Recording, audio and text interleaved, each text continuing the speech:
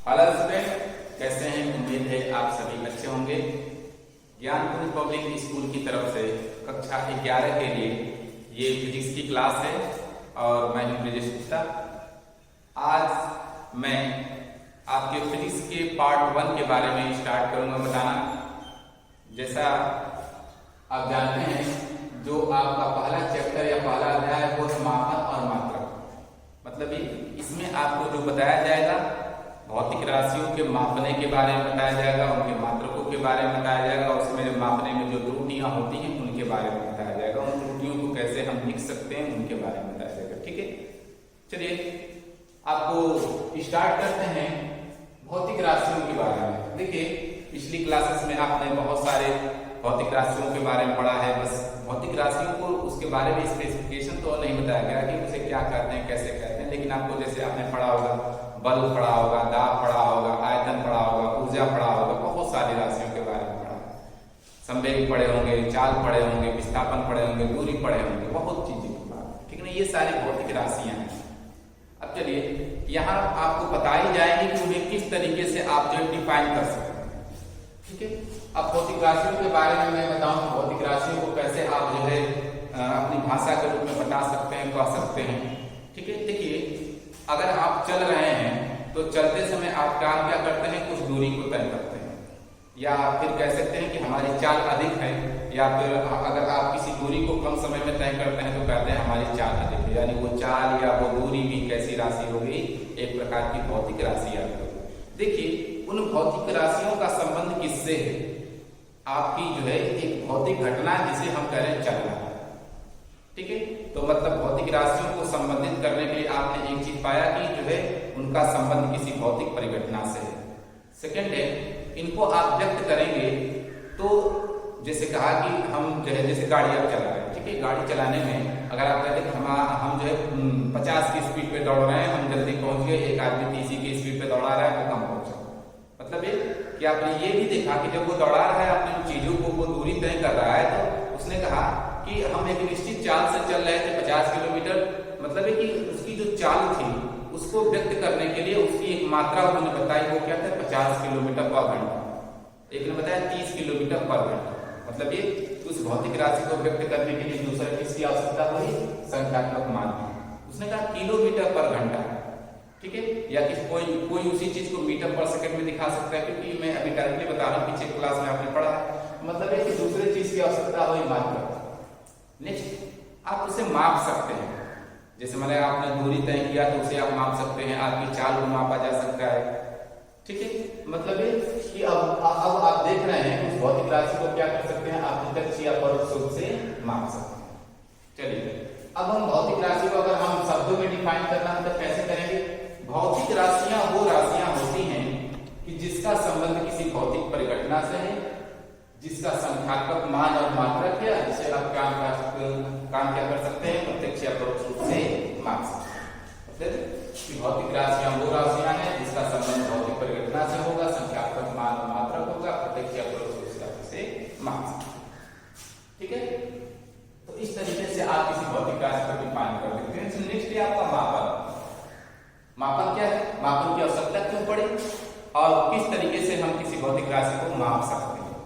ठीक है, अब देखिए मापन की आवश्यकता इसलिए पड़ी क्योंकि अगर मान लें दूरी ही मापना है तो हम अलग अलग तरीके से क्या उस दूरी को कैसे माप सकते हैं, और उन्हें हमें उसको दिखाने के लिए अलग अलग तरीके से मापने के लिए किन किन चीजों की आवश्यकता पड़ सकती है। ठीक है, तो किसी भी भौतिक राशि क्वांटिटी को मापना है तो उसके लिए हमने देखा कि दो चीजों की आवश्यकता पड़ी। नंबर एक, उसके संख्यात्मक मान की, दूसरा मात्रक। ठीक है, संख्यात्मक मान का मतलब होता है कि उसकी कितनी मात्रा या उसका क्या परिमाण है, वो कहलाता है उसका संख्यात्मक मान। और मात्रक क्या होता है, मात्रक को हम कैसे व्यक्त कर सकते हैं? देखिए हम जरा उदाहरण के तौर पर करें, यहाँ से यहाँ तक के पथ की लंबाई को मापना है, हम एक फिजिकल क्वांटिटी हम लंबाई को ले रहे हैं, तो आप उसे पैमाने द्वारा माप सकते हैं। आपके पास बहुत सारे पैमाने हैं। पैमाने कैसे हैं? किलोमीटर का पैमाना है, मीटर का पैमाना है, सेंटीमीटर का पैमाना है, mm का पैमाना है, माइक्रोमीटर का पैमाना है, पिकोमीटर का है, नैनोमीटर का, बहुत सारा। ठीक है, मतलब ये कि उसे आप जो है विभिन्न मात्रकों में रखकर जो है अलग अलग परिमाण के द्वारा उसे आप माप सकते हो। ठीक है, तो हम पहले बात कर रहे हैं मात्रक की।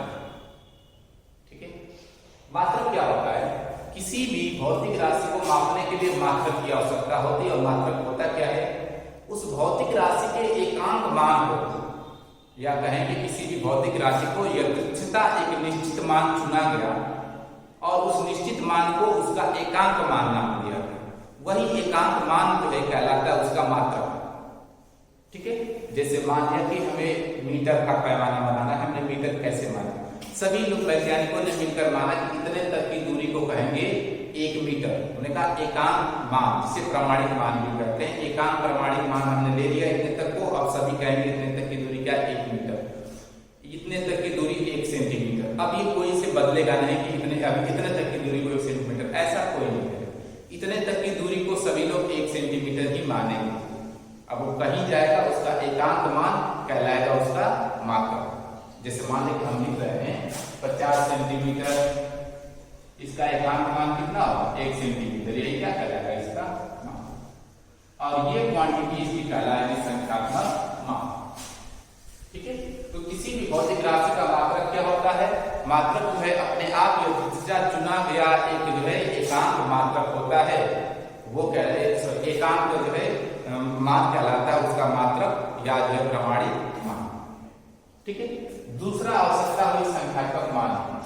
संख्यात्मक मान कैसे दिखाया जाएगा? क्योंकि हमें जो है बहुत बड़ी दूरी मापनी है तो हम किलोमीटर का उपयोग करेंगे या मीटर का उपयोग करेंगे। अब हम पाएंगे कि यादृच्छिकता 1 किलोमीटर, यहाँ से वहां तक की दूरी हम यादृच्छिकता 1 किलोमीटर मान लेंगे और वही कहलाएगा उसका जो है किलोमीटर या 1 किलोमीटर मान। अब देखिएगा, अब हम यहाँ पे मान 1 सेंटीमीटर का पैमाना हमने ले लिया, ये दूरी मापनी है, यहाँ से यहाँ तक दूरी 1 सेंटीमीटर है। अब हम देख रहे हैं कि यहाँ से यहाँ तक अब हम सेंटीमीटर उठाए, 1 सेंटीमीटर, 2 सेंटीमीटर, 3 सेंटीमीटर, 4, 5, 6, 7, 8, 9, 10, 11 है, मान लिया, नाप लिया। अब हम देख रहे हैं इस पूरी लंबाई में जो हम कहेंगे कि ये जो मान है ये 11 सेंटीमीटर, दूरी कितनी हो गई? 11 सेंटीमीटर। ये 1 सेंटीमीटर तो इसका मात्रक है, ये इसका परिमाण है, जिसे हम संख्यात्मक मान कह रहे हैं। तो हम देखेंगे कि इस पूरी फिजिकल क्वांटिटी, भौतिक क्वांटिटी में इसका मात्रक जो है कितनी बार सम्मिलित हो सकता है? 11 बार। या यूं कहने का मतलब है किसी भी भौतिक क्वांटिटी का संख्यात्मक मान जो होता है वह यह बताता है कि उसमें उस भौतिक क्वांटिटी में उसका जो है मात्रक कितनी बार सम्मिलित है। किसी भी भौतिक क्वांटिटी का जो मात्रक उसमें जितनी बार सम्मिलित है वही कहलाता है उसका संख्यात्मक मान। यहाँ पर लिखा है हमने, एक मात्रक जितनी बार सम्मिलित होता है वही कहलाता है उसका संख्यात्मक मान। ठीक है, अब चलिए संख्यात्मक मान की बात करें और मात्रक की बात करें, ये आपस में कैसे रिलेट होते हैं? देखिए, अगर हम कहें कि हम इस उदाहरण से यहाँ से यहाँ तक हम दूरी मान ली 10 या मान ली 1 सेंटीमीटर, 2, 3, 4, 5, 6, 7, 8 कुछ भी मान लें, ये जो है 5 सेंटीमीटर या 8 सेंटीमीटर मान लें, 8 सेंटीमीटर दूरी है। ठीक है, हम चाहें कि इस दूरी को सेंटीमीटर में न लेकर मिलीमीटर में बदल दें, क्योंकि हमारे पास 1 मिलीमीटर भी एक निश्चित पैमाना है मात्रक के। ठीक है, तो इसको हम लिखेंगे तो लिख सकते हैं 80 mm। ठीक है, अगर इसको मीटर में लिखना चाहें तो लिख सकते हैं 0.08 मीटर। ठीक है, अब हम देख रहे हैं ये मीटर जो है आपको बड़ा पैमाना है। मीटर कैसे है? सबसे बड़ा है, सेंटीमीटर उससे छोटा है, mm सबसे छोटा है। अब यहाँ पे देख रहे हैं अगर हम वस्तु को मीटर में व्यक्त कर रहे हैं तो उसका संख्यात्मक मान सबसे कम है, मिलीमीटर में उससे थोड़ा सा अधिक है और सेंटीमीटर में उससे थोड़ा सा अधिक है, मिलीमीटर में सबसे कम। ठीक है, और हम देख सकते हैं कि मीटर सबसे बड़ा मात्रक है, सेंटीमीटर उससे छोटा, मिलीमीटर सबसे छोटा और मिलीमीटर में इसकी वैल्यू सबसे बड़ी है। तो कह सकते हैं कि अगर किसी भौतिक क्वांटिटी को हम व्यक्त करते हैं तो उसके मात्रक को जितना छोटा करते हैं उसका संख्यात्मक मान या न्यूमेरिकल वैल्यू उतनी क्या हो रही है? बड़ी हो रही है। तो इस हिसाब से आप कह सकते हैं किसी भी क्वांटिटी का संख्यात्मक मान हम जितना बड़ा करेंगे उसका मात्रक उतना ही छोटा होता जाएगा, या मात्रक को जितना छोटा करेंगे संख्यात्मक मान उतना बड़ा होता जाएगा। मात्रा को हमने छोटा कर दिया, संख्यात्मक मान बढ़ा दिया। कह सकते हैं किसी भी फिजिकल क्वांटिटी भौतिक जो राशि है उसका संख्यात्मक मान जो उसकी मात्रा के विरुद्ध समानुपाती होता है।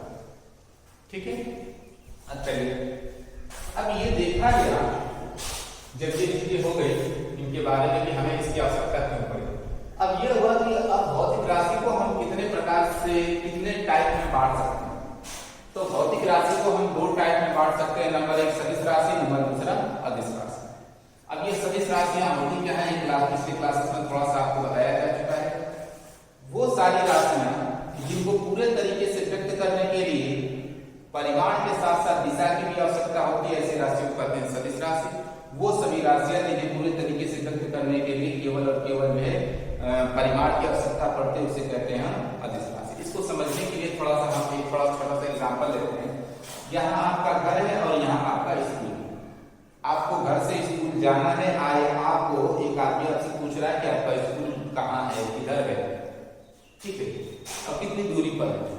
ठीक है, तो अगर आप चाहते हैं कि बस मैं उसके स्कूल को बता दूं कि मेरा स्कूल जो है यहाँ से तो मेरे घर से इतनी दूर है, तो आपने कहा कि मेरा घर स्कूल से 1 किलोमीटर दूर है,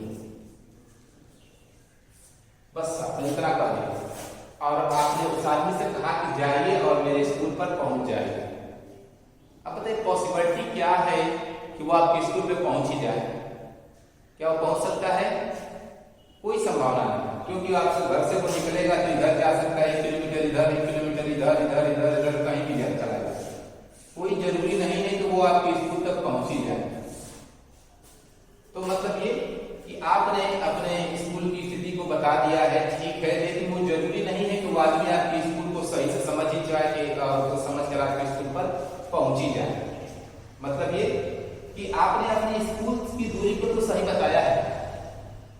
ठीक है, चलिए नेक्स्ट अगर आप उसको ऐसे कहें कि मेरा स्कूल जो है मेरे घर से पश्चिम या पूरब या उत्तर की तरफ इतना किलोमीटर है, तो वो आदमी पूरब पश्चिम उत्तर की तरफ इतना दूरी चलेगा तो वो आपके स्कूल तक पहुंचने के चांस है।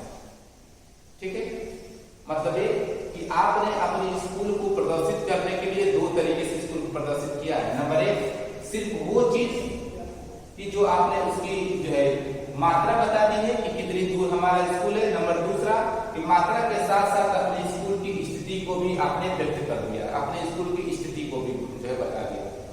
तो स्थिति को बताया है तो वो सही से आपके स्कूल पर पहुंचेगा, और सिर्फ मात्रा को बताया है तो उम्मीद नहीं है कि वो स्कूल पर पहुंची है। मतलब ये कि क्वांटिटी को व्यक्त करने के लिए जो है कोई जरूरी नहीं है कि सिर्फ जो है उसकी मात्रा की ही आवश्यकता पड़े, हो सकता है कि मात्रा के साथ साथ उनकी स्थिति की भी आवश्यकता पड़े। तो इस आधार पर क्वांटिटी को दो भागों में बांटा गया है। फिजिकल क्वांटिटी को दो टाइप में, नंबर एक अदिश और नंबर दूसरा सदिश। मतलब ये कि किसी फिजिकल क्वांटिटी को व्यक्त करने के लिए सिर्फ और सिर्फ उसके मैग्नीट्यूड या ये है कि परिमाण या मात्रा की आवश्यकता पड़े तो उसे हम कहते हैं अदिश राशि। लेकिन अगर जो है सही से व्यक्त करने के लिए परिमाण के साथ साथ यदि दिशा की भी आवश्यकता पड़े तो ऐसी क्वांटिटी को कहते हैं सदिश राशि। ठीक है, तो उनके दिशा और मात्रा या के हिसाब से हमने उसे दो टाइप में बांट लिया, एक सदिश एक अदिश। चलिए अब इसके साथ आपका जो नेक्स्ट पॉइंट है वो है भौतिक राशियों का वर्गीकरण। यहाँ पे देखिए टाइप है वो वर्गीकरण, क्लासिफिकेशन। इस वर्गीकरण की आवश्यकता क्यों पड़ी? अब तक आपने क्लासेस में जो पढ़ा हुआ है बहुत सारे फिजिकल क्वांटिटी के बारे में आपने पढ़ा। देखिए वो संख्या में हजारों की में हो सकती है। जरा सोचिए कि 1 2 3 4 5 10 नहीं, हजारों लाखों की संख्या में अगर फिजिकल क्वांटिटी है तो उनको व्यक्त करने के लिए किसकी आवश्यकता है? हजारों लाखों की मात्रा की आवश्यकता है। क्योंकि क्वांटिटी 1 2 3 4 5 100 तक तो है, लेकिन मात्रा जो है उनके सबके अलग अलग होने चाहिए। इस समस्या को जब देखा गया तो ये कहा गया कि जरा सोचिए कि हजारों लाखों में अगर मात्रा हम लिख दें तो सबको याद कर पाना एक साथ कैसा होगा? बहुत ही पॉसिबल नहीं हो पाएगा। लेकिन लाखों की संख्या में क्वांटिटी कितना को याद करेगा? इसका ये, इसका इसका इसका। वैज्ञानिकों ने कुछ सुझाव दिए और वो सुझाव क्या था? उन्होंने काम क्या किया कि फिजिकल क्वांटिटी को उनके प्रकृति के हिसाब से, गुणों के हिसाब से उनको काम क्या किया? उनका वर्गीकरण कर दिया।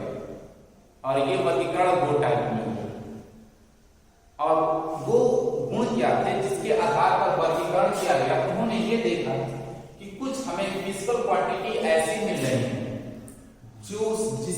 जो है कभी भी दूसरे के द्वारा प्रभावित नहीं हो रही है। प्रभावित ये मतलब कि एक भौतिक राशि दूसरे पे असर नहीं डाल पा रही या दूसरे का बदलना या किसी भी प्रकार से बदलना या कुछ भी होना ये बात पे जो है डिपेंड नहीं करता या इसकी मात्रा या इस पर कोई असर नहीं डालता। मतलब ये कि उन्होंने कुछ राशियां ऐसी पाली कि जो उस राशि का जो है मान कभी भी दूसरे पर ना डिपेंड कर रहा है ना दूसरे का बदल रहा है, दूसरे का कुछ होना इसको प्रभावित कर रहा है। ठीक है, ऐसी राशियों को उन्होंने एक अलग कैटेगरी बनाई और दूसरे प्रकार की राशियों में ये देखा कि जो है दूसरी कुछ ऐसी राशियां हैं जो उन राशियां यानी जो है बिल्कुल एक दूसरे से स्वतंत्र थी, जो दूसरे पर ना डिपेंड कर रही थी ना दूसरे को प्रभावित कर रही थी। वो जो कुछ राशियां ऐसी मिली जो उन पर ही पूरे तरीके से डिपेंड होती। ठीक है, तो इस आधार पर उन्होंने इन राशियों को दो प्रकार के भागों में या इनका वर्गीकरण जो है दो प्रकार से किया। नंबर एक को नाम दिया उन्होंने मूल राशि और नंबर दूसरे को नाम दिया उन्होंने व्युत्पन्न राशि, डेरिवेटिव क्वांटिटी। अब वो मूल राशियां कैसी थी, उन्होंने उसे क्या नाम दिया? फिर उन्होंने ये कहा कि मूल राशियां वे राशियां होती हैं कि जो किसी अन्य राशियों से पूरे तरीके से क्या होती है, स्वतंत्र होती हैं, जिनका एक का मान जो है एक मूल राशि का मान कभी भी दूसरे पर डिपेंड नहीं करता या दूसरे को प्रभावित नहीं करता। ऐसी राशि को कहते हैं मूल राशि। और ऐसे उन्होंने देखा कि उन्हें जो है इस तरीके से कुछ राशियां हैं। उसमें से कौन सी राशि है? लंबाई है, समय है, द्रव्यमान है, विद्युत धारा है, ताप है, ज्योति तीव्रता है और पदार्थ की मात्रा। ये 6 राशियां ऐसी उन्हें मिली जिनका मान जो है कभी दूसरे पे डिपेंड नहीं करता या एक का बदलना या एक राशि दूसरे को प्रभावित नहीं करती किसी रूप में, एक का बदलना दूसरे पर इफेक्ट नहीं डालता। ठीक है, और इसके विपरीत कुछ और भी राशियां मिली जिनका मान जो है इन्हीं 6 राशियों पर ही डिपेंड करता है और ऐसी राशियों का नाम दिया गया व्युत्पन्न राशि। ठीक है, तो ये रहा आपको मूल राशि और ये रहा आपको व्युत्पन्न राशि। ठीक है, चलिए जब ये व्युत्पन्न राशियां होंगी तो हमने कहा कि इस जो आपकी राशियां होती है उन्हें व्यक्त करने के लिए संख्यात्मक मान और मात्रा की आवश्यकता होगी। ठीक है, तो लंबाई के आपके बहुत सारे मात्रा के मीटर है, सेंटीमीटर है और आपको माइक्रोमीटर है, किलोमीटर है, बहुत सारे। लेकिन जो लंबाई का जो मूल मात्रक है जिसके द्वारा लंबाई को हम दिखाएंगे, जिसे जो है प्रदर्शित करने के लिए जो चिन्ह लगाया गया उसे हम लिखते हैं गलत से और इसको हम लिखते हैं इस तरीके से ब्रैकेट बड़े करके। समय को प्रदर्शित करने के लिए जो उसके मूल मात्रकों जितने भी आपको सेकंड हो सकता है, आपको मिनट हो सकता है, घंटा हो सकता है, दिन हो सकता है, ये सारे आपके एक मात्रक है। लेकिन इनका जो है मूल मात्रकों का जो ये समय है, मूल मात्रक इनके जो प्रतीक है उसको हम लिखते हैं टी से, द्रव्यमान को एम से, विद्युत धारा को जो है एम्पीयर से, ताप को केल्विन से, ज्योति तीव्रता को कैंडिला से और पदार्थ की मात्रा को हम मोल से जो है रिप्रेजेंट करते हैं।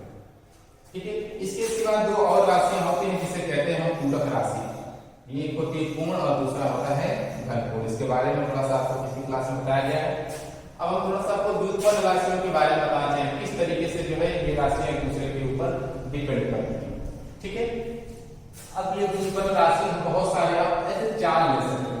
एक सिंपल सा उदाहरण चाल, वैसे बहुत सारे आपकी राशियां चाल है, द्रव्यमान है, विद्युत धारा, सॉरी ये चाल है, आपको वेग है, संवेग है, बल है, ये बहुत सारी ऐसी राशियां हैं जिनका मान जो है इन्हीं 6 राशियों पे डिपेंड करता है। अब चलो चाल की बात करें।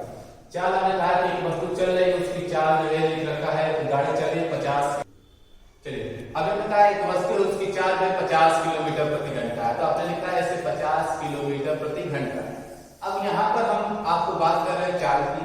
यहाँ पर हम देख रहे हैं कि 50 किलोमीटर प्रति घंटा, तो एक किलोमीटर इसका जो है मूल राशि क्या है? लंबाई। और ये घंटा इसकी मूल राशि क्या है? समय।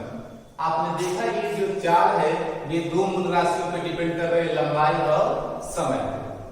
तो हमने कहा कि इन 6 के सिवाय आपके संसार में जितनी सारी भौतिक राशियां मिलेंगी वो सब कैसी होंगी? ये सारी होंगी व्युत्पन्न राशि, डेरिवेटिव क्वांटिटी, वो सारी, क्योंकि वही वो सब जो है इन्हीं 6 पर डिपेंड करेंगी और इसलिए उन्हें कहते हैं डेरिवेटिव क्वांटिटी। ठीक है, तो यहाँ पर आप देख रहे हैं चाल ले लिया, तो ये किलोमीटर प्रति घंटा या आप लिख सकते हैं मीटर प्रति सेकंड भी लिख सकते हैं या मीटर प्रति घंटा भी लिख सकते हैं। प्रत्येक कंडीशन में आप देख रहे हैं कि इसमें इसमें काम किया गया, लंबाई के मूल मात्रक से समय से मूल मात्रक से क्या किया गया, सीधा सा डिवाइड किया गया। मतलब ये जो क्वांटिटी है ये दो मूल क्वांटिटियों पे डिपेंड कर रही है, इसलिए इसे हम कहेंगे व्युत्पन्न राशि। ठीक है, तो इस तरीके से हम जो है मूल राशि जो भी भौतिक राशियां हैं हम दो प्रकार के भागों में बांट सकते हैं। ठीक है, तो आवश्यकता जब पड़ी तो अब देखिए यहाँ पर आसानी क्या है, अब यहाँ पे 4 को एक नए मात्रक को देने की आवश्यकता हुई। अब यहाँ नए मात्रक की नहीं बल्कि इसी 6 में से किसी भी 6 को में से किसी 2 को 3 को 4 को एक साथ मिलाकर ये आपका 4 का आपका जो मात्रक बनेगा। तो इस सुविधा के लिए वैज्ञानिकों ने जो है भौतिक राशि को 2 प्रकार के भागों में आपको बांटा। ठीक है, चलिए अब तो जब इस तरीके से बांटा, जब सब कुछ हो गया तो ये देखा गया कि देखिए संसार में केवल अकेले हम नहीं है, बहुत सारे इस दुनिया में लोग हैं। ठीक है, अलग अलग देश है, अलग अलग मुल्क है, उनकी भाषाएं अलग अलग है, किसी भी चीज को काम करने का उनका तरीका होता है। तो इस आधार पर जो है अलग अलग देशों या अलग अलग मुल्कों के लोगों ने काम क्या किया कि ये जो भौतिक राशियां थी इनके मात्रकों को वो अलग अलग रूप में चुनने लगे। ठीक है, तो मोस्टली जो सबसे अधिक बार आया कि जो भौतिक राशियों को चुनने का तरीका या उनके मात्रकों को चुनने का तरीका जो था उन्हें कहते हैं मात्रकों की पद्धतियां। ये पद्धति आपके 3 प्रकार की होती है। ठीक है, उसमें से है आपको MKS पद्धति, दूसरा है CGS पद्धति और तीसरा है फुट बॉन्ड पद्धति। ठीक है, अब देखिए इस आधार पर अब ये सारी पद्धतियां जो 2 प्रकार से हमने आपको दिखाया कि समय, द्रव्यमान, जो धारा, जो तीव्रता, पदार्थ की मात्रा, इस वाले पद्धति को कहते हैं SI पद्धति। ठीक है, अब इसे तो SI हमने कर दिया, लेकिन लंबाई को कुछ लोग मीटर पर सेकंड में लिख सकते हैं, कोई असल मीटर में लिख सकते हैं, कुछ लोग किलोमीटर में, कुछ लोग फुट में लिख सकते हैं, कुछ लोग सेंटीमीटर में लिख सकते हैं। वैसे समय को भी अलग अलग रूपों में लिख सकते हैं।